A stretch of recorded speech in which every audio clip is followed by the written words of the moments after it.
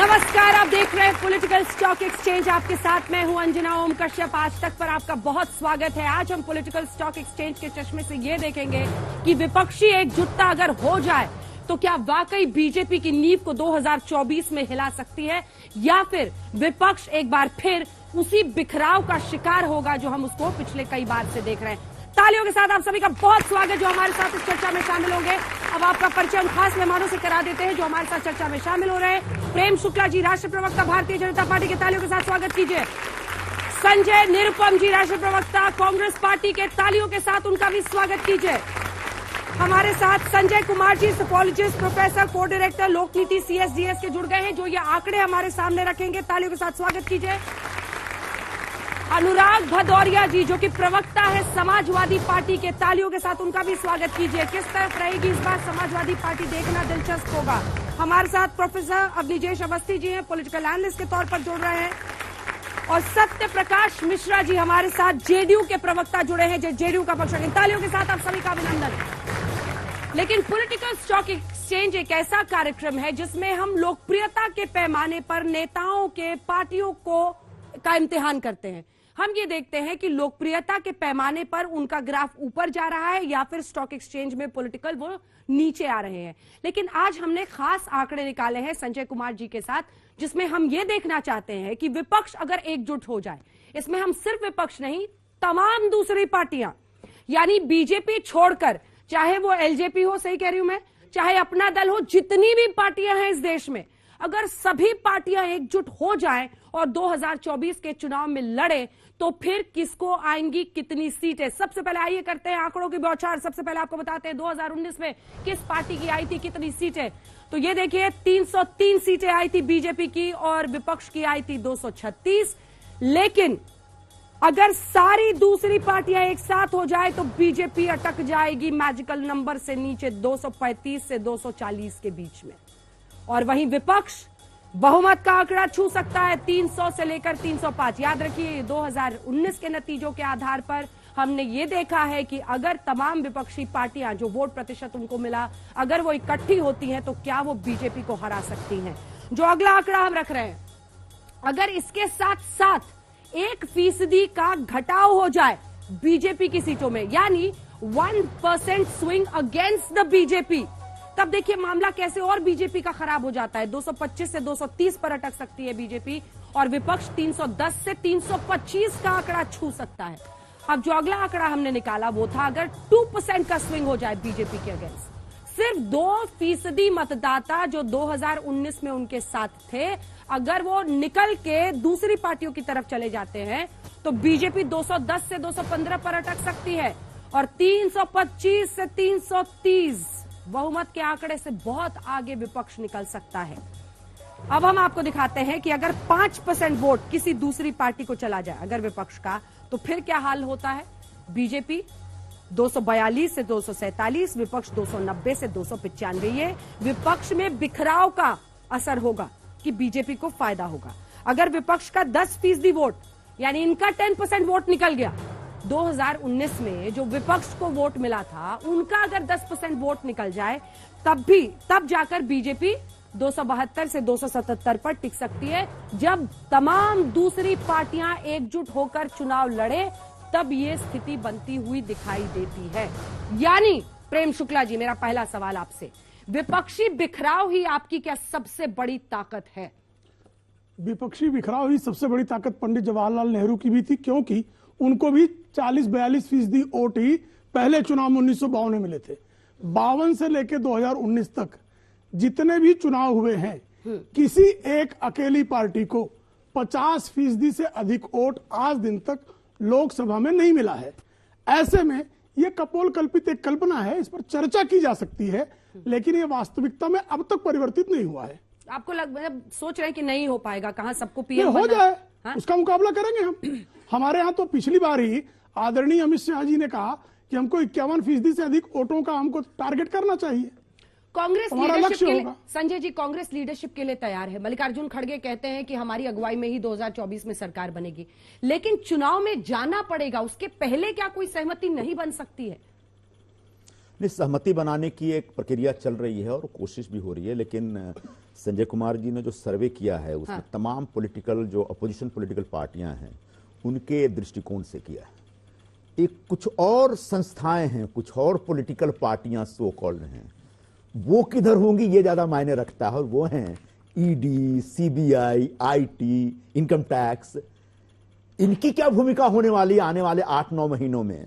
मुझे लगता है इसका कहीं से भी आपने सर्वे में एक कंसिडरेशन में नहीं लिया, क्योंकि अभी क्या हुआ, मनीष सिसोदिया अंदर गए, हमने तो साइन नहीं किया, जिन जिन लोगों ने साइन किया सबके पीछे ईडी लग गए फिर से। तो ये जानबूझ के चाहेंगे कि अपोजिशन के जो लोग हैं वो एकजुट ना हो, और अगर कोई एकजुट होता है तो कहीं ममता बनर्जी के नाम पे उसको परेशान किया जाएगा, कहीं पे शरद पवार के किसी रिश्तेदार या उनके किसी साथी के नाम पे, कहीं पे शिवसेना को, कहीं पे तेजस्वी यादव और उनके पिता लालू यादव जी को। अखिलेश भाई तो बेचारे थोड़ा शांति हैं, ज्यादा कुछ नहीं बोल पा रहे हैं। बीएसपी का क्या माहौल है आप सबको पता है, पूरा देश देख रहा है, तो ऐसे माफ करिएगा मैं कुछ मतलब बहुत आपत्तिजनक नहीं बोलना चाह रहा हूं। तो आने वाले दिनों में अगर ईडी, सीबीआई और इनकम टैक्स शांत हो जाए, इनके नेता डरे हुए हैं थोड़े अगर आने वाले दिनों में इनकम टैक्स, ईडी और सीबीआई शांत हो जाए तो निश्चित तौर पर अपोजिशन यूनिटी की कल्पना वास्तविक हो सकती है, सार्थक हो सकती है। और निश्चित तौर पर संजय कुमार जी ने जो इस सर्वे किया है, इस सर्वे का एक कुछ न कुछ एक सही अर्थ निकल सकता है, वरना क्या है, अपोजिशन को एकजुट नहीं होने देंगे। यह भारतीय जनता पार्टी का वो तो कहते हैं ईडी सीबीआई ही आपको एकजुट करता है। पीएम ने देश की संसद में कहा कि इनको ईडी और सीबीआई ही एकजुट करता है, लेकिन देखिए मनीष सिसोदिया के नाम पर कांग्रेस पार्टी ही कह रही है बड़ा अच्छा किया है एजेंसीज ने। नहीं, हम नहीं गए उनके साथ इसलिए क्योंकि जब नहीं, अभी देखो कुछ तो पॉलिटिकल डिफरेंसेस भी तो होते हैं। मतलब पॉसिबल ही नहीं। दिल्ली में कांग्रेस वर्सेस आम आदमी पार्टी चल रहा है, और ऐसे में आम आदमी पार्टी के किसी नेता के खिलाफ अगर ईडी कोई कार्रवाई करती है तो कांग्रेस पार्टी ने उसका ना समर्थन किया ना विरोध किया, बहुत अच्छे ढंग से एक शांति से रखा। बाकी सारी पार्टियां अगर एक चिट्ठी लिख रही है और एक पूरा कैंपेन चला रही है तो आप चला सकते हैं, हमको कोई आपत्ति नहीं है। लेकिन जब राहुल गांधी को 50 घंटे बुला करके पूरे 5 दिन तक उनकी पूछताछ की गई थी, तब आम आदमी पार्टी तो हमारे साथ नहीं आई। तो ऐसे में कोई जरूरी नहीं कि हम उनके साथ जाएं। फिर भी कुछ पार्टियां जो हमारे सहयोगी हैं वो भी गई, हमें कोई ऐतराज नहीं हुआ। क्या है आपका सपना भदौरिया साहब? मोदी जी को बाहर करना है 24 में, तो फिर एकजुट क्यों नहीं होते? भारत जोड़ो तक में नहीं गए, सांकेतिक रूप से अखिलेश जी चल जाए। वो कह रहे हैं कि बड़ा आजकल मतलब सोच समझ के बोलते हैं अखिलेश जी। डरे हुए हैं क्या? संजय जी का जो नहीं मैं बोल रहा हूं अपनी बात। सर्वे जो उन्होंने बहुत अच्छा किया है, 1% अगर कम हो जाए तो भारतीय जनता पार्टी सत्ता से आउट हो जाएगी। संजय जी सर्वे और ठीक से कर लीजिए। अब तो संवाद ही खत्म हो गया है। ये सरकार संवाद विहीन सरकार है, इस संवाद पे विश्वास ही नहीं रखती है, और जहां संवाद खत्म हो जाए वहां रिश्ते खत्म हो जाते हैं। भारतीय जनता पार्टी तो संवाद ही नहीं चाहती, ना पार्लियामेंट के अंदर संवाद चाह रही, ना पार्लियामेंट के बाहर संवाद चाह रही है। ये पहली सरकार ऐसी देखने को मिल रही है कि जिसको संसद चलाने की जिम्मेदारी सत्ता पक्ष की होती है, सत्ता पक्ष संसद में खड़े होकर हल्ला मचा रहा है कि राहुल गांधी, फलाने गांधी तो माफी मांगो। ठीक है, जिसको माफी मंगवानी मंगवाओ, जिसको जो करना करवाओ। जनता ने आपको मत से चुना था, जनता ने बहुत विश्वास से आपको चुना था कि आप पार्लियामेंट के अंदर में आएंगे और हमारी बात करेंगे, हमारी समस्याओं की बात करेंगे। हमारी समस्या की बात आप करना नहीं चाहते, इसके मतलब भारतीय जनता पार्टी चाहती नहीं है कि पार्लियामेंट चले, पार्लियामेंट के अंदर में जनता के मन की बात हो पाए। ये अपनी मन की बात तो करने को तैयार हैं, खूब अपनी मन की बात करते हैं। जनता की मन की बात कौन करेगा? पार्लियामेंट के अंदर भी तो मन की बात होगी। सबने अपने अपने क्षेत्र से अपने सांसद चुन के भेजे हैं, वही सांसद जाके वहां बात करेंगे। महंगाई, बेरोजगारी, महिला समस्या, किसान, युवाओं के ऊपर में चर्चा होगी, उनकी शिक्षा, स्वास्थ्य व्यवस्था पे चर्चा होगी। लेकिन जब पार्लियामेंट चलेगा ही नहीं तो चर्चा होगी किस पे? और फिर ये कहते क्या है, विपक्ष नहीं चलने दे रहा है। अरे भैया, सत्ता पक्ष की जिम्मेदारी होती है लोकतंत्र में संसद चलाने की। इसलिए आप संजय जी सर्वे और कर लीजिए, जहां संवाद खत्म वहां सत्ता खत्म। इसलिए संवाद खत्म हो चुका है। जैसा कि मुझे शक था विपक्षी एकता पर, आपने एक सेंटेंस नहीं बोला। पार्लियामेंट पर बहस, पार्लियामेंट पर बहस हमने कर ली है। आज टॉपिक नहीं समझा। आपने स्टॉक एक्सचेंज पे बोला है ना, तो मैं बोल रहा हूं ना 1% क्या है, यहां तो कम से कम 10% कम होने वाला है। 1% तो बहुत कम है। जहां संवाद खत्म हो जाता है वो समाज के अंदर में जनता किस पे विश्वास करती है? सत्य प्रकाश मिश्रा नहीं, जनता किस पे विपक्ष ऐसा कह रहे हैं। नहीं, हमने कहा विपक्ष तो एक होगा ही, क्योंकि विपक्ष, सुन तो लीजिए, विपक्ष किसके लिए काम कर रहा है? जनता के लिए, जनता के मुद्दे उठा रहा है। ये तो महंगाई, बेरोजगारी पे बात नहीं कर रहे हैं, ये तो युवा समस्या पे बात नहीं कर रहे, किसान पे बात नहीं कर रहे। हम विपक्षी है जो सत्ता। अखिलेश जी चुप हो गए आजकल। कौन चुप हो गए? अखिलेश जी, अरे मैं बोल तो रहा हूँ, चुप नजर आ रहा हूँ क्या मैं? एजेंसी में इतनी तेजी से तो बोला है। अब इसमें अगर चुप मानते तो ये पार्लियामेंट तो है नहीं, यहाँ माइक बंद कर दिया जाएगा। यहाँ माइक आप बंद भी कर देंगे तब भी आवाज मेरी तेज है, वहां तक पहुंच जाएगी। विक्टिम कार्ड खेलना शुरू। नहीं। सत्यप्रकाश जी, नीतीश कुमार खुद पीएम बनना चाहते हैं, ये बीजेपी बार बार यही कहती है। ऐसे में कितने पीएम होंगे अगर विपक्षी एकजुटता वाकई चाहिए तो? और राहुल गांधी का नेतृत्व क्या स्वीकार्य होगा सबको? देखिए, नीतीश कुमार जी ने दो बात कहा है। एक तो उन्होंने कहा कि मेरी कोई निजी महत्वाकांक्षा प्रधानमंत्री पद या किसी पद को लेकर नहीं है। दूसरा, राहुल गांधी जी पर भी उन्होंने कहा है कि इसमें क्या बुरा है। पहले तमाम पॉलिटिकल पार्टी से बातचीत हो जाए। जब पूर्णिया की रंगभूमि के मैदान से वो 7 पार्टियों के साथ इस देश में विपक्ष की एकता को प्रदर्शित कर रहे थे और आवाज भी दे रहे थे, तो उसमें कांग्रेस पार्टी ने जो अभी एक बात कही संजय भाई ने कि ईडी, सीबीआई और इनकम टैक्स, ये तीनों डिस्टर्ब कर रही हैं, लेकिन पार्टियां क्षेत्रीय इतनी कमजोर नहीं हैं कि 2024 की दिशा आते आते वो एक साथ नहीं होंगी। वो एक साथ होंगी क्यों? क्योंकि जो भारतीय जनता पार्टी की सरकार है, बजट सत्र को यदि बाधित करे, कोई सरकार ही अपने सत्र को बाधित करे और विपक्ष के नेता से कहे कि तुम माफी मांगो, अगर माफी मांगने की फेहरिस्त इतनी लंबी हो जाएगी अगर मोदी जी से माफी मांगने का। रोहित वेमुला एक दलित छात्र बिना फेलोशिप के मर जाता है, आज तक किसी सरकार के किसी मंत्री ने माफी नहीं मांगी। गुजरात पर किसी ने माफी नहीं मांगी। गुजरात में पुल में लोग गिर गए, किसी ने माफी नहीं मांगी।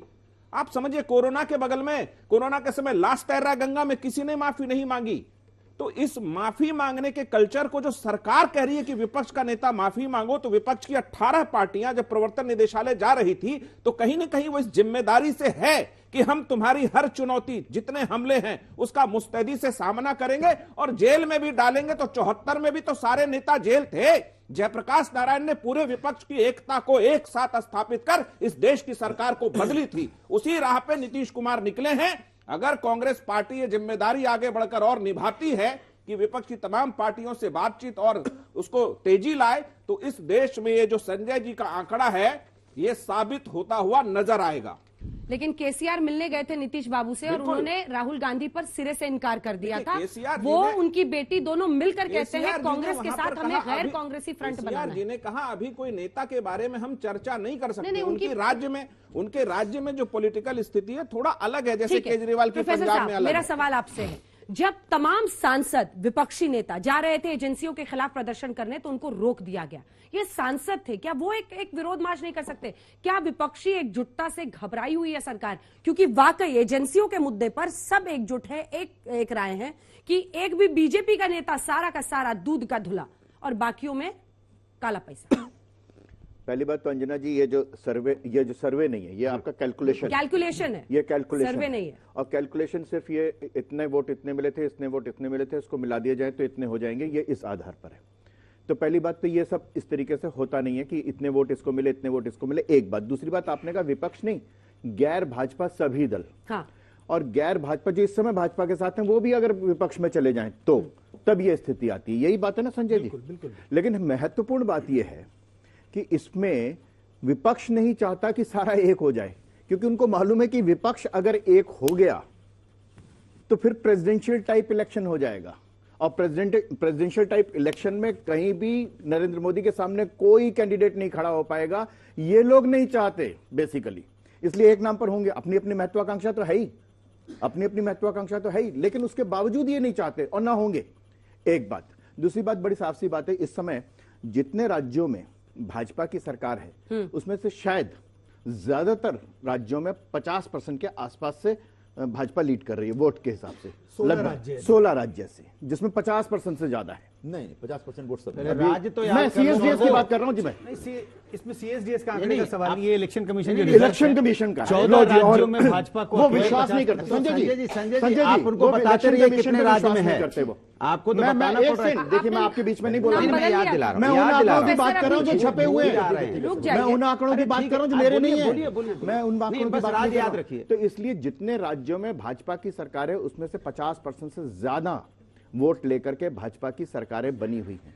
इसलिए ये जो समूचा है ना कि 1%, 2%, 5% और ये अपना अनुराग भदौरिया जी 10%, 50%, एक सेकंड बीच में नहीं बोलने का, बीजेपी की सत्ता बीच में नहीं बोलने का, कितने राज्यों में सत्ता है बीजेपी की? तो इसलिए बड़ी साफ सी बात है, ये कैलकुलेशन बहुत बढ़िया है, लेकिन कैलकुलेशन कागज पर है, हकीकत में कहीं आने वाला नहीं। इस कैलकुलेशन में एक खतरा तो है ही संजय जी कि पॉलिटिक्स में 1+1 11 भी हो सकता है, 1+1 2 भी हो सकता है और 1+1 0 भी हो सकता है।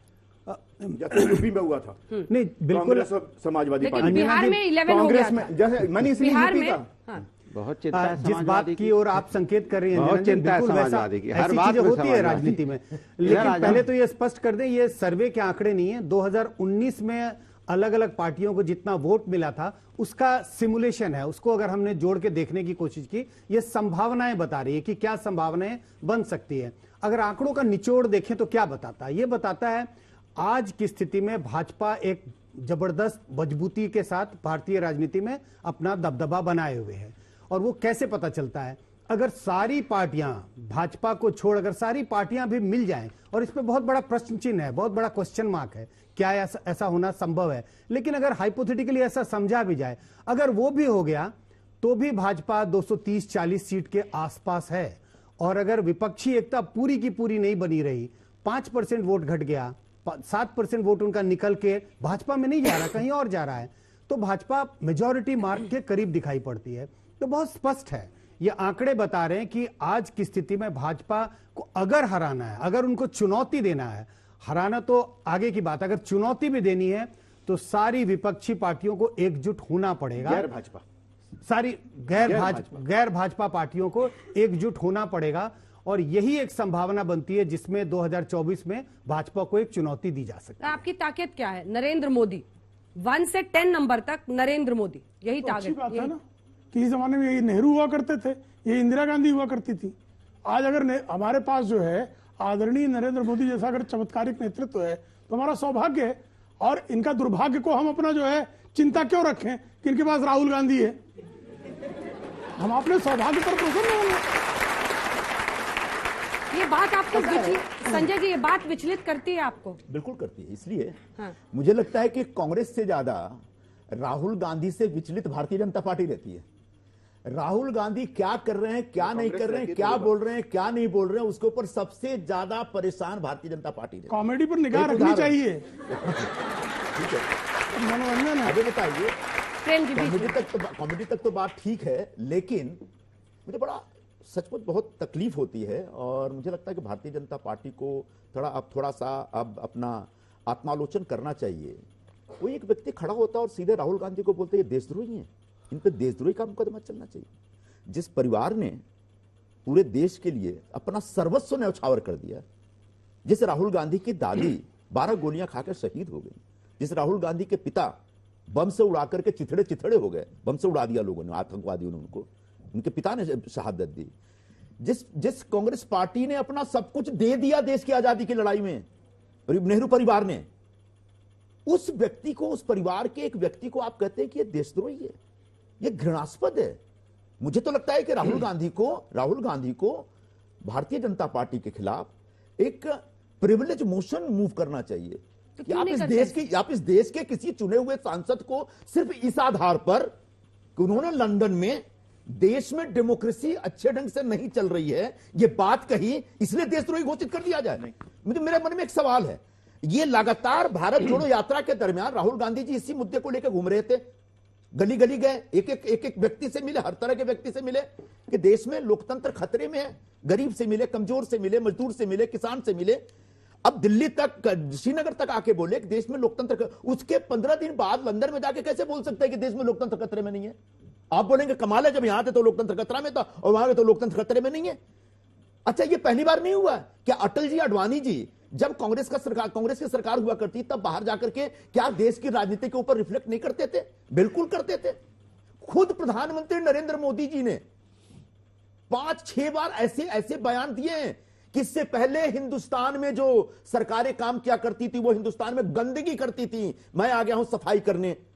पहले आप लोग को लगता था कि पता नहीं कौन से देश में पैदा हो गए, बहुत शर्म आती है, कोई पाप किया था जो हिंदुस्तान में पैदा हो गए। मतलब 70 वर्षों तक जिन लोगों ने इस देश को चलाया, इस देश को संवारा, इस देश में लोकतंत्र स्थापित किया, इस देश में संविधान का राज लाया, वो सब गलत थे। और ये बात हमारे प्रधानमंत्री, आज के प्रधानमंत्री नरेंद्र मोदी जी साउथ कोरिया में, यूएस में, कनाडा में, हर जगह जाके बोलते। क्या ये देशद्रोह नहीं था? मेरा नहीं मानना यह देशद्रोह था। लोग जाते हैं बाहर तो ठीक है, अपने लोगों के बीच बैठ करके इस तरह से रिएक्ट कर सकते हैं, और राहुल गांधी ने सिर्फ इतना ही रिएक्ट किया। इसके आधार पर क्या बोल रहे हैं, ये देशद्रोही है। ठीक है, प्रेम शुक्ला जी जवाब मुझे लगता है ये आपत्तिजनक है। और कांग्रेस ये मानती है कि आप लोग राहुल गांधी की छवि खराब करने की एक साजिश रच रहे हैं क्योंकि आपको इससे फायदा होता है। ठीक है, देखिए मुद्दे की बात ये है, ये बार बार जो करे भाई, आदरणीय अटल जी से लेके आदरणीय मोदी जी तक विदेश की धरती पर जाकर भारतीय लोकतंत्र की रक्षा के लिए अमेरिका और ब्रिटेन का हस्तक्षेप कब मांगा था? राहुल गांधी जी ने कब मांगा था? मांगा ना, हस्तक्षेप नहीं मांगा, नहीं मांगा आपने।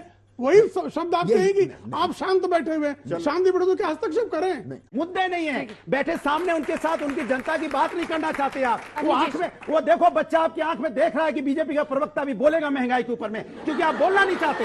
वो देख रहा है कि आप बोलोगे उसके रोजगार के रूप में, आप बोलना नहीं चाहते। वो किसान का बच्चा देख रहा है कि मेरे पिताजी के बारे में बोलेंगे कि मेरे पिताजी की इनकम दुगनी हो जाए, आप बोलना नहीं चाहते। तो आप कहां चले गए कि कौन किस दल में था, किसके घर में क्या था, कौन क्या करता था? ये मुद्दा उनका नहीं है भाई, ये आपके दोनों का मुद्दा हो सकता है, आप हाथ उठा उनका नहीं है। इनकी बात बड़ी साफ सी है। राहुल गांधी विदेश में जाके कहें, पहली बात तो ये कि तानाशाही है या लोकतंत्र है या नहीं, यहाँ पे इस बात का पहला पैरामीटर है कि आप तानाशाह को अपने देश में कभी तानाशाह नहीं कह सकते। तानाशाही है तो आप बोल ही नहीं सकते, ये कह ही नहीं सकते कि आप तानाशाह है। ये सबसे बड़ा प्रमाण है कि लोकतंत्र है। आप जितनी मर्जी उसको गाली दीजिए, उनकी जितनी मर्जी क्रिटिसाइज करिए, लेकिन जब ये वो कहते हैं कि so called defenders of democracy, आप ये सब अमेरिका और यूरोप चुप क्यों है? ये भारत में अचानक अगर आपको लगे कि यूरोप में डेमोक्रेसी खत्म हो गई तो आप क्या करेंगे? आपको शॉक लगेगा नहीं? और भारत में तो खत्म हो चुकी है और अभी तक आप चुप बैठे हैं। What does it mean? सुनिए सवाल, व्हाट डज इट मीन? सवाल इसका मतलब यह है कि आप ये कह रहे हैं, और ये कोई नई बात नहीं, पहली बात नहीं है ये। इसलिए ये है क्योंकि मणिशंकर अय्यर, एक सेकंड, मणिशंकर अय्यर पाकिस्तान जाके कहते हैं कि हम तो हटा नहीं सकते, आप हमारी मदद कीजिए मोदी को हटाने में। सलमान खुर्शीद जाके कहते हैं। ये लगातार कांग्रेस भारतवर्ष की जनता से अब ये उम्मीद नहीं रखती कि भारतवर्ष की जनता नरेंद्र मोदी को हटाएगी, इसलिए विदेशों में जाकर के वो किसी भी तरीके से यहाँ की लोकतांत्रिक तरीके से चुनी हुई संजय जी, दो लाइनें गले की फांस बनी। उन्होंने कहा अमेरिका और यूरोप सब कुछ देखकर भी चुप है, और उन्होंने कहा इसमें ये कहीं से गले की फांस नहीं, उसमें कुछ गलत नहीं। क्यों कहने की जरूरत है? चुप ना रहे अमेरिका, बोलना चाहिए, इसलिए कि वही तो कह रहे हैं वो, इंटरफेयर करें, कुछ करना चाहिए, इंटरफेयर करना चाहिए। और क्या होता है? सर एक मिनट, लोकतंत्र जो है ना, ये इस सदी के, ये आधुनिक युग का सबसे बड़ा एक अरेंजमेंट है, सबसे बड़ी राजनीतिक व्यवस्था है और सबसे कामयाब राजनीतिक व्यवस्था है। और इस कामयाब राजनीतिक व्यवस्था में हिंदुस्तान की भूमिका बहुत महत्वपूर्ण होती है, क्योंकि हिंदुस्तान एक बहुत बड़ा देश है, लगभग 16% आबादी हमारे पास है यहाँ पे, और यहाँ का लोकतंत्र बहुत वाइब्रेंट लोकतंत्र माना जाता है। और तब जब हिंदुस्तान का लोकतंत्र कहीं से भी थोड़े से भी खतरे में आएगा तो पूरी दुनिया को भारत की जनता करेगी ना उस लोकतंत्र की रक्षा। आज अमेरिका और यूरोप क्या करेंगे उसमें? भारत की जनता करेगी रक्षा, ये करेगी ना। यूरोप को बोला ही इंटरफेयर करने के लिए, छोड़ो ना साहब, बिना वजह बात पीछे जा रहे हैं। हमने कभी बोला ही नहीं अमेरिका यूरोप यहाँ पे, हमने कभी नहीं बोला। हम ये कह रहे हैं, नहीं बोला, ये कह रहे हैं, हम ये कह रहे हैं कि डिफेंडर्स ऑफ अमेरिका ने यूरोपियन कंट्रीज। सर जी ठीक है सर, हो गया। आपको लगता है लोकतंत्र खतरे में? संजय जी बिल्कुल खतरे में है, खतरे में है। इंडिया में इसलिए उसका एक उदाहरण ताजा ले लीजिए ना। 16 अपोजिशन पार्टी के लीडर जो पार्लियामेंटेरियंस हैं, वो ईडी ऑफिस में जाते हैं, उनको रोक दिया जाता है। इससे बड़ा खतरा क्या हो सकता है? सवाल पूछिए सर। बार बार ये कहा जाता है कि पार्लियामेंट में माइक बंद हो जाते हैं। आज तो संसद म्यूट हो गया। ओके म्यूट हो गया, ठीक है, लेकिन जब अखिलेश यादव जी एक अभद्र भाषा का उपयोग कर रहे थे, एक गाली का प्रयोग किया था उन्होंने, इस चीज को लेके कि सैफई में जितनी भी तरक्की की है उन्होंने की है, लेकिन सारा क्रेडिट यूपी के योगी जी ले गए हैं। तब वहां पे माइक क्यों नहीं बंद हुआ गया? कहाँ पे? जब पार्लियामेंट में उन्होंने एक अभद्र भाषा का प्रयोग किया था, उन्होंने गाली दी थी। वो कभी अभद्र भाषा का प्रयोग नहीं करते सर। किया था, मैंने खुद देखा। नहीं सर, मैंने किया है, कभी नहीं करते, कभी नहीं करते। मेरा तो बड़ा शरीफ सवाल आदमी है, भारतीय जनता पार्टी के प्रवक्ता से है, जैसे कि उन्होंने कहा कि तमाम विपक्षी पार्टी अगर एक होकर के चुनाव लड़ेंगे तभी भी बहुमत हमारी होगी। तो उनसे मेरा सवाल है कि अगर उनको अपने आप पर इतना भरोसा है तो फिर तमाम सारी विपक्ष पार्टियों को सीबीआई और ईडी के थ्रू परेशान क्यों कर रहे हैं? चलिए जवाब दीजिए। नहीं परेशान कर रहे हैं, अपराधियों को, भ्रष्टाचारियों को। और भ्रष्टाचारी सीबीआई का गठन कोई क्या 2014 में हुआ? ईडी क्या 2014 में आई? पहले भी जो है कांग्रेस के जमाने में डीएमके इनका लाई था, सीबीआई ने जेल में गए हुए थे। आप मुझे बताइए, आरजेडी के श्रीमान लालू प्रसाद यादव मुकदमा 91 में दर्ज हुआ, पहली बार जेल 97 में गए, और 2013 में कन्विक्ट हुए, तीनों बार भाजपा की सरकार ने। 10 सेकंड, तो 10 जो सेकंड। भ्रष्टाचारी हैं अच्छा, 10 उनके सेकंड। खिलाफ कार्रवाई होगी और होनी ही चाहिए। बहुत अच्छी बात है, आप कार्रवाई कीजिए, हम आपके साथ खड़े हैं। लेकिन शिवसेना के विधायक जिनको आप चोर बताते थे, उनके साथ तो मिलकर सरकार बना रहे हो, कार्रवाई कीजिए, क्यों नहीं करोगे? नहीं, शुभेंदु अधिकारी जिससे सीबीआई इंक्वायरी होने जा रही थी, सीबीआई इंक्वायरी चल रही थी, आपके साथ, आपके पार्टी में आ गया, आपने नेता विरोधी दल बना दिया, कार्रवाई कीजिए, आप कीजिए कार्रवाई। सवाल की बात करेंगे, माने हमारे साथ आ जाओगे तो कार्रवाई नहीं होगी, विपक्ष में रहोगे तो कार्रवाई होगी। मुझे उत्तर देने का अवसर मिले। प्रेम भाई, ईडी के बारे में एक आंकड़ा देता हूं सिर्फ इनकी जानकारी के लिए। सही बात है, ईडी कांग्रेस के जमाने में बना, सीबीआई कांग्रेस के जमाने में बना। कांग्रेस के पूरे कामकाज के दरमियान ईडी ने 102 केसेस रजिस्टर किए। भ्रष्टाचारियों को अभयदान था, ज्यादा करने चाहिए थे। आज जब से मोदी जी की सरकार है, जब से भारतीय जनता पार्टी के सेंटर में सरकार है, तब से 3,500 केसेस रजिस्टर हुए और ये कहते सब भ्रष्टाचार। अच्छा एक मिनट, आप बोलिए ना, रुकिए एक मिनट। आप कहते हैं सब भ्रष्टाचारियों के खिलाफ, अपराधियों के खिलाफ कार्रवाई करें, ओके। 3,500 केसेस में सिर्फ 23 लोग कन्विक्ट हुए हैं, 23 केसेस कहीं जाके मैच्योर हुए हैं, बाकी कोई केस में दम नहीं था। इसका मतलब ईडी का इस्तेमाल हैरेसमेंट के लिए हो रहा है। ये पार्लियामेंट में इनका आंकड़ा है। ईडी ने इसका जवाब दिया है, कन्विक्शन रेट जो है ईडी का 65% से ज्यादा। एक दूसरी बात, सिर्फ जो है 1% जो है जो राजनीतिक दलों के कार्यकर्ताओं के नेताओं के विरुद्ध सिर्फ 1% मामले हैं।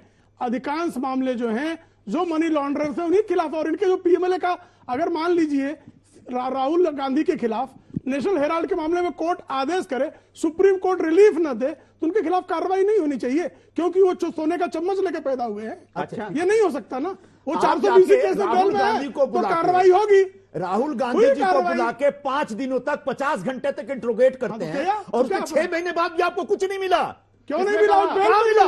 बेल पे क्यों है? कहां पे मिला? बेल पे क्या मिला आपको? राहुल गांधी बेल पे क्यों है? भाई आपको मिला तो कोर्ट में जाइए कि भाई मिला है आपको। कोर्ट में मामला कोर्ट में। अगर 50 घंटे बेल पे क्यों है? आपको कुछ मिला तो आप कोर्ट में जाइए। मुझे अरेस्ट कर रहे हैं। अगला प्रश्न, इसमें दम नहीं है। अगला प्रश्न, राहुल गांधी की बात करें, उन्होंने ऐसा क्या किया है कि जनता उनके लिए सोचे? क्योंकि हमने we chose Modi ji because we saw his track record. ठीक है सर, मेरा बीजेपी का स्पोक्स पर्सन से ये सवाल है, आप लोग जब सत्ते पे आए थे, हम लोग आपको इसीलिए लाए थे ताकि आप हमें जॉब प्रोवाइड करें, आप महंगाई के मुद्दे उठाएं, पर आपसे हमें ये उम्मीद तो नहीं थी कि आप दूसरे पार्टी को सॉरी बोलने। हम महंगाई का जवाब, महंगाई का इलाज कर रहे हैं।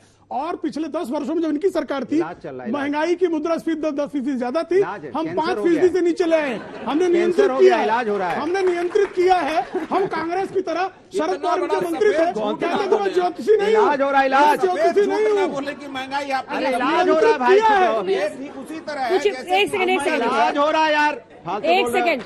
अनुराग, तो मेरा सवाल सर आपसे, जैसा कि आपने कहा कि बीजेपी ने माफी नहीं मांगी जब कोरोना से लोगों की मौत हुई और उनकी लाशें बह जा रही थी, गुजरात पर पुल गिरा, उसमें भी लोगों की मौत हुई, इस पर बीजेपी ने माफी नहीं मांगी, तो आप लोग मृतकों पर राजनीति क्यों किए जा रहे हैं?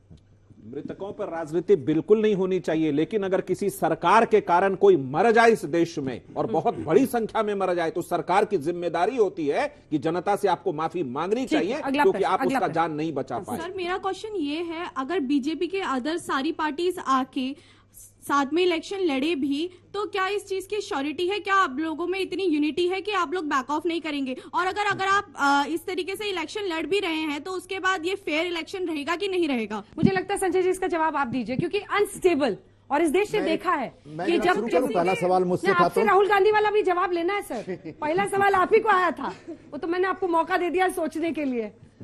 अनस्टेबिलिटी मतलब इंस्टेबिलिटी हो जाए, ये भी एक चिंता है जो इस बच्ची का सामने है। हाँ, बिल्कुल, ये बच्ची एक वोटर को रिप्रेजेंट कर रही है। और एक तो पहला बहुत बड़ा इफ है कि क्या सारी पार्टियां एक साथ आ जाएंगी, लेकिन अगर आ भी गई और छोटी छोटी तमाम पार्टियां, अगर आप 2019 के लोकसभा चुनाव की बात करें, उसमें 536 पार्टियों ने हिस्सेदारी की थी, तो बड़ी संख्या में पॉलिटिकल पार्टीज, अगर सारी पार्टियां एकजुट हो जाएं तो ये बड़ा प्रश्न चिन्ह रहेगा और वोटरों के मन में ये दुविधा रहेगी कि अगर सारी पार्टियां एक साथ आ गई और बीजेपी को हरा भी दिया, तो क्या ये सरकार स्टेबल होगी या नहीं होगी। एक दौर था कोएलिशन पॉलिटिक्स का बड़े लंबे समय तक, अगर आप 96 से लेकर के 2004 तक का दौर देखें, 2009 तक का, तो कोएलिशन पॉलिटिक्स का दौर रहा। तो ये दुविधा है और इसी के लिए बड़ा इफ लगा है कि क्या इनके साथ आने के बाद भी वोटर क्या इनके साथ जाएगा।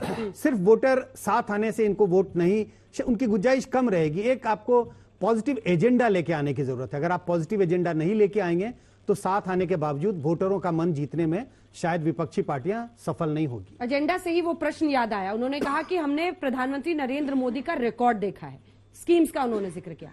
राहुल गांधी ने क्या किया है जिसकी वजह से कोई उन पर भरोसा करे? ये जो रिकॉर्ड की बात कर रही है, मैं रिकॉर्ड मतलब क्या, आज पार्लियामेंट में सरकार ये कह रही है कि देश में 22 करोड़ बेरोजगार नौजवानों ने नौकरी मांगी, और कितनी नौकरी दी सरकार से पूछा गया तो 7 लाख लोगों को नौकरी दे पाए। आपने कहा था हर साल 2 करोड़ लोगों को रोजगार देंगे हम, इसके हिसाब से लगभग 18 करोड़ लोगों को रोजगार देना चाहिए था पिछले 9 वर्षों से, अगर इनके कामकाज को देखा जाए। महंगाई बहुत हुआ, महंगाई की मार अब की बार बीजेपी सरकार या मोदी सरकार। क्या महंगाई खत्म है? प्रेम भाई कह रहे कि हम ट्राई कर रहे हैं, भगवान करे ट्राई करिए, महंगाई को इलाज करिए आप, भगवान करे महंगाई कम हो। 2-3 आंकड़े आपके सामने रख देता हूं मैं कि एक हंगर रिपोर्ट आई, global hunger report. Global hunger report में 121 देशों में हिंदुस्तान, अभी राहुल गांधी कंट्रीब्यूशन नहीं आया, उसका जवाब नहीं मिला। ग्लोबल जेंडर गैप रिपोर्ट में सर उस बच्ची का जवाब देंगे हम क्या? दे रहे हैं। मतलब आप मोदी जी की लकीर तो मिटा रहे हैं, हाँ। लेकिन राहुल की लकीर अच्छा, राहुल गांधी कोई प्रधानमंत्री तो है नहीं कि जाकर के मैसूर और बेंगलोर के रोड का उद्घाटन करेंगे। राहुल गांधी प्रधानमंत्री हैं क्या? राहुल गांधी बतौर एमपी, जो एक एमपी की भूमिका होती है, लोगों के सवाल उठाना, लोगों के सवाल उठाना उठा रहे हैं। राहुल गांधी कम से कम मोदी जी की तरह अपने मन की बात नहीं कर रहे हैं, जन की बात कर रहे हैं, लोगों के बीच जा रहे हैं, लोगों से इंटरैक्ट कर रहे हैं, लोगों से चर्चा कर रहे हैं। आज जो बुनियादी प्रश्न है देश में, चाहे भूख का प्रश्न हो, बेरोजगारी का प्रश्न हो, महंगाई का प्रश्न हो, इन प्रश्नों को, वही बोल रहा हूं, कमाल की बात है, कमाल की बात। आप भी नहीं, आप भी चाहते हैं कि विपक्ष से सवाल, विपक्ष उद्घाटन करेगा क्या? अरे विपक्ष नहीं, सत्ता पक्ष का काम होता है महंगाई बेरोजगारी कम करना, विपक्ष का नहीं है। विपक्ष को आवाज उठा रहा है। इस बच्चे ने बहुत अच्छा सवाल किया है, मैं इस सवाल का आदर करता हूं। विपक्ष में बैठे नेताओं का काम क्या है? ये लोकतंत्र की परंपरा है, आज से नहीं वर्षों से चली आ रही है परंपरा, कि जो सत्ता पक्ष को ने जो जिम्मेदारी ली है, वो जिम्मेदारी को सही ढंग से निभा रही कि नहीं सत्ता पक्ष, इसको देखना। और आज पिछले 8-9 वर्षों से अगर बीजेपी की सरकार, मोदी सरकार के खिलाफ, उनके कामकाज में जो कमियां हैं, उनके खिलाफ खुल के मुखर तरीके से कोई बोल रहा है तो समाजवादी एक ही नेता है, राहुल गांधी बोल रहे हैं।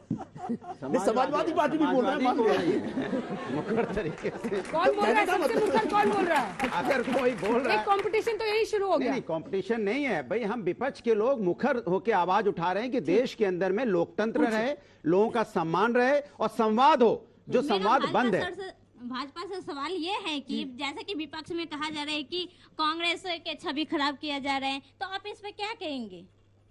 अच्छा, ये लोग छवि खराब कर रहे हैं। हाँ, ठीक है, ठीक है। हाँ सर जैसे कि आपने कहा कि गांधी फैमिली को हमेशा से गलत दिखाया गया है, राहुल गांधी को हमेशा से गलत दिखाया गया है। सर क्या आपका कहना सही है कि जैसे कन्हैया लाल जैसे लोग जो कहते हैं कि भारत तेरे टुकड़े होंगे, इंशाअल्लाह इंशाअल्लाह, ऐसे लोगों को भारत जोड़ो यात्रा में रखना सही था उनका? ये कई लोगों का, संजय जी बहुत बड़ा अच्छा, नहीं मैं कोशिश करूंगा।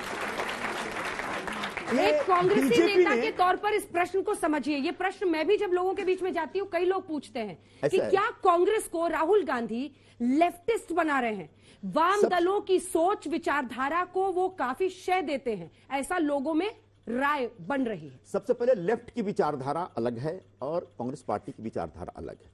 कई आर्थिक मुद्दों पे कांग्रेस और लेफ्ट एक तरीके से सोचते हैं। कन्हैया कुमार ने बगल में बैठ के बोला कि डूबता हुआ जहाज है कांग्रेस, आ रहा हूं ना, फिर भी उनको गले लगाया। आ रहा हूं ना उस मुद्दे पे। जयराम रमेश सर, एक काउंटर क्वेश्चन है ना। जयराम रमेश कहते हैं राहुल गांधी के बाद अगर कोई है तो कन्हैया कुमार है। आता हूं मैं, ठीक। कन्हैया कुमार पर आरोप लगा, कन्हैया कुमार पे आरोप लगा कि भाई जेएनयू ने टुकड़े टुकड़े, भारत तेरे टुकड़े टुकड़े होंगे और इस तरह कोई बात कही। आज तक ये साबित नहीं हुआ, उसने ऐसी कोई बात कही नहीं। अगर ऐसी कोई बात कही है और कोई सबूत है तो उसको बाहर नहीं घूमना चाहिए, उसको आज तिहाड़ जेल में रहना चाहिए। मतलब कांग्रेस, ये भारतीय जनता पार्टी ने महज दुष्प्रचार किया और उस दुष्प्रचार के आधार पर आप चाहते कन्हैया कुमार जैसे एक टैलेंटेड, अच्छा प्रतिभावान नौजवान नेता, उसको हम छोड़ दें?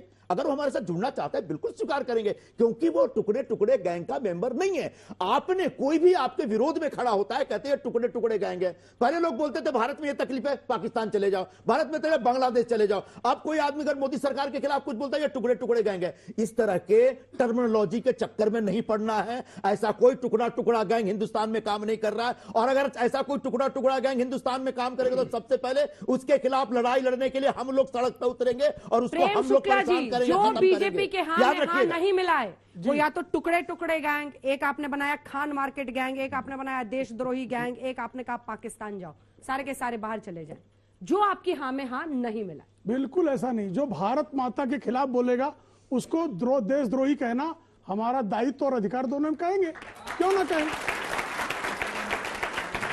क्यों ना कहें? मुझे बताइए। भारत माता के खिलाफ बोलेगा तो बिल्कुल लड़ेंगे, लेकिन कौन बोलेगा? बीजेपी की बात हो रही है, भारत माता कहां से आ गई उसमें? को डायन कहते थे मोहम्मद आजम, कमाल की बात है। हर चीज में अपने इमोशनल एंगल लगा दो, नीति है, कमाल की बात है। मैंने तो इनके साथ तो एक शेर मुझे याद आ गया, यार अब ना वो समझेंगे ना हम समझाने की मेरी बात होगी। ये तो वो लोग हैं जो इनको दिल और दो बड़ा, इतना बड़ा दिल दो कि कम से कम आप मेरी बात तो समझ जाओ। ठीक है, कोई नहीं समझ पाया। मेरी समझ, इनमें से कोई नहीं समझ पाया तुम्हारी बात। सब समझिए, सब समझिए। आपने कहा था कि कांग्रेस जिस टाइम मतलब अभी बीजेपी सत्ता में है और जिस टाइम सब उद्घाटन करते बीजेपी करती है, और जिस टाइम कांग्रेस और आप सत्ता में थी उस टाइम कितने उद्घाटन हुए, कितने काम हुए, बता दीजिए मेरे को एक बार। हिंदुस्तान में कितने काम हुए जब कांग्रेस सत्ता में थी? जो कुछ हुआ जब कांग्रेस सत्ता में थी तभी हुआ है। ठीक है, इस सरकार ने नाम बदलने का काम किया है, कोई नया काम नहीं किया है। ये मैसूर और बेंगलोर का जो हाईवे परसों उद्घाटन हुआ है ना, ये वर्षों पहले बना हुआ है, सिर्फ पैच वर्क हुआ है, और वो पैच वर्क में भी आज क्रैक आ गया। पूरे पूरे पूरे साले टेलीविजन पे न्यूज चल रही है। बुंदेलखंड के भी उस पर क्रैक आ गया। ये है कि अगर राहुल गांधी तो बात है उसे अब कहिए कि जमुना एक्सप्रेस भी बीजेपी ने बनाया। एक सेकंड। मेरा प्रश्न ये है कि अगर राहुल गांधी माफी मांग लेते तो क्या इससे ये साबित हो जाए कि लोकतंत्र जिंदा है? हाँ। मतलब सर राहुल गांधी माफी मांगे, राहुल गांधी माफी मांगे, एक सप्ताह हो गया सर, मैं रोज बहस कर रही हूँ। समझ के बाहर है कि एक जो व्यक्ति जो है अपराध करने के बाद माफी न मांगने का अहंकार क्यों पाल रहा है? वो क्या देश से बड़ा है? इतना अहंकार किस बात का है? ठीक है, इन्हें बहुत अच्छी बात कही है, इनकी बात पूरा का देश का काम रुक जाएगा क्या? अच्छा, एक राहुल गांधी का काम रुक जाए, एक व्यक्ति के लिए बहुत अच्छी बात उन्होंने पहले करके टाइम खत्म हो रहा है, जल्दी देश में कोई विकास कार्य नहीं रुका है। राहुल गांधी जो है वो अपने अहंकार से मुक्त हो जाए और कांग्रेस जो है जो झूठ बोला है उससे माफी मांगनी पड़ेगा।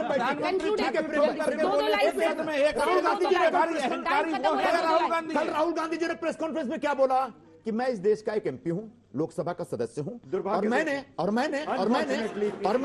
मैंने आते ही लोकसभा स्पीकर साहब को बोला मुझे बोलने की अनुमति दीजिए, मैं पार्लियामेंट में खड़ा होकर बोलूंगा मुझे जो बोलना है। तो एक एमपी के ऊपर 4-4 मंत्री आरोप लगाते हैं, उसके बाद उस एमपी का एक हक है, उसका प्रिविलेज है कि वो पार्लियामेंट में खड़ा होकर बोले प्रेम भाई आप जाकर के पार्टी के जो प्रमुख लोग हैं उनको बोलिए, लोकसभा स्पीकर से हमारे कि राहुल गांधी जी को बोलने दे, पार्लियामेंट शुरू हो जाएगा, उसके बाद उनको क्या बोलना है लोकसभा सदस्य रहे, निर्णय लोकसभा स्पीकर लेंगे। प्रधानमंत्री सदन को बजट सत्र को नहीं आगे बढ़कर चलने देंगे और इन मुद्दों को नहीं हटाएंगे और कहते रहेंगे एक अकेला मैं सब पर भारी हूं, तो ये लोकतंत्र जनता पे भारी पड़ जाएगा। मैं तो बस यही कहूंगा, नाहक हम मजबूरों पे ये तोहमत है मुख्तारी की, चाहते हैं सो आप करें, हमको आपस बदनाम किया, हमें तो बेकारी बदनाम कर रहे हो, आपका मन है वो आप कर रहे हो। बड़ी साफ सी बात है, ये जो आज आंकड़े हैं ये सिर्फ एक ऐसा है कि अगर ये सब कुछ हो जाए, ये सब कुछ होने वाला भी नहीं है, और इसके बावजूद 15 राज्यों में अगर 50% से ज्यादा की है तो ये सब लोग भी मिल जाएं तो भी बीजेपी आने वाली है, नरेंद्र मोदी अगले प्रधानमंत्री होने वाले, इसमें कोई शक नहीं है। संजय ये तालियां भी एक संकेत दे रही है।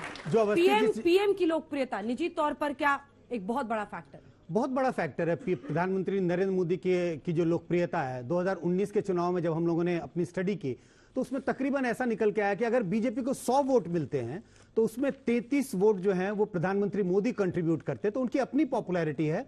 हमने ये जो आंकड़ों को एक तरह से मिला के देखने की कोशिश की, ये अगर प्रधानमंत्री मोदी की लोकप्रियता को देखें तो वो बहुत बड़ा फैक्टर है। बीजेपी की जो बढ़त बनी हुई है आज राजनीति में, जो भारतीय राजनीति में जो दबदबा है उसमें प्रधानमंत्री मोदी का बहुत बड़ा योगदान। चलिए, आप सभी का बहुत धन्यवाद। तालियों के साथ सभी का अभिनंदन हमारे साथ जुड़ने के लिए। पॉलिटिकल स्टॉक एक्सचेंज में देश दुनिया की बाकी खबरों के लिए आप देखते रहिए आज तक।